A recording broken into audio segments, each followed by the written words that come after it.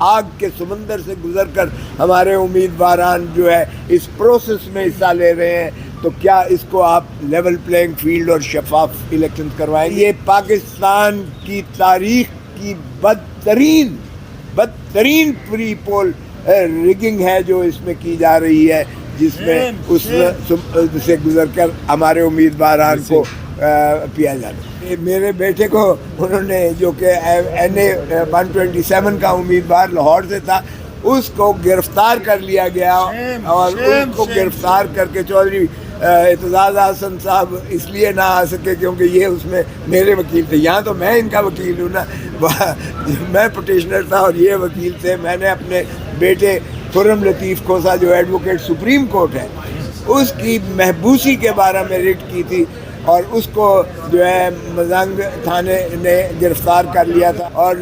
چودھری صاحب نے کہا کہ جی یہ ذرا CD ذرا دیکھ لیں جس میں یہ کہتے ہیں کہ اس کے پاس اسلحہ تھا اور اس نے وردی پھاڑ دی پولیس والے کی، اور اس نے جو ہے اس کے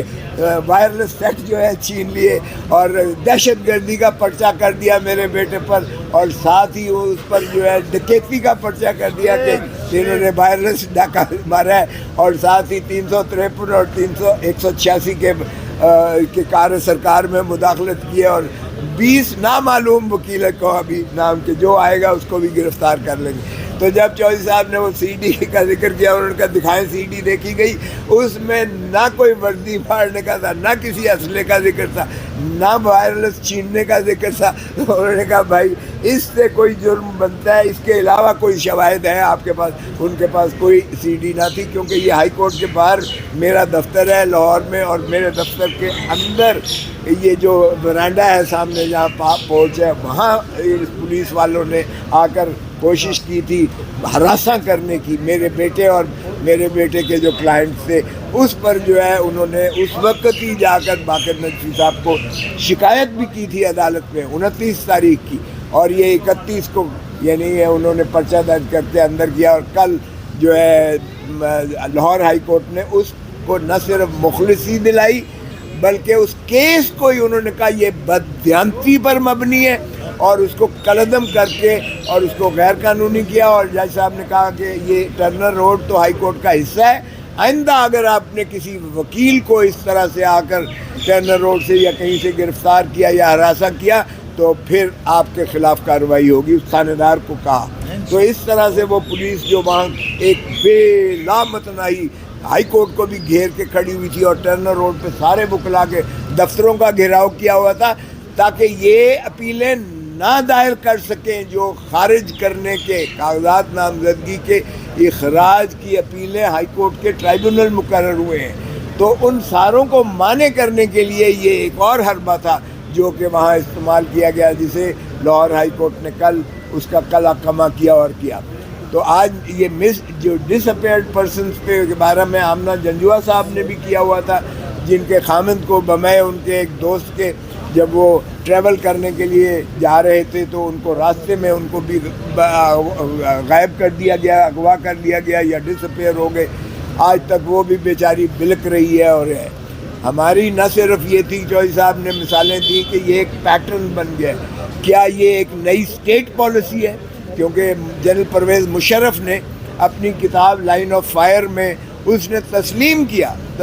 کیا کہ ہم نے جو ہے یہ ایک اسٹیٹ پالیسی کے طور پر لوگوں کو اغوا کیا تھا، اٹھایا تھا، غائب کیا تھا، اور اتنے لوگ ہم نے امریکہ کو دے دیے تھے ان میں سے، وہ بھی ایک اس نے اپنی کتاب میں لکھا ہے۔ تو یہ ٹیسٹ ایک اسٹیٹ پالیسی بدقسمتی سے بنتی چلی جا رہی ہے، اور اب بھی یہ جو چودھری صاحب نے کہا کہ اب بھی ایک پیٹرن بن گیا ہے کہ اغوا کر لو، اٹھا لو، من پسند پھر ان سے جو ہے جو بھی پولیٹیکل انجینئرنگ یا بیانات دلاؤ، اور پھر اس کے بعد جو ہے ان کے ساتھ یہ حال ہو رہا ہے، اور پاکستان سارے میں یہ کیا جا رہا ہے۔ ایک ڈس اپیئرڈ پرسن، پھر ہمارا تھا کہ بلوچ جو ہے قوم پہلے سے ہی بہت زیادہ نالا ہے، اور میں نے بتایا کہ ابھی بھی وہ اتنی قسم پرسی کے عالم میں ہے، اتنی یخ سردی میں ان کی بچیاں، عورتیں، بوڑھے، بزرگ، چھوٹے چھوٹے بچے جو ہیں وہ ٹھنڈی یخ بستہ سردی میں وہ بیچارے کھلے آسمان کے نیچے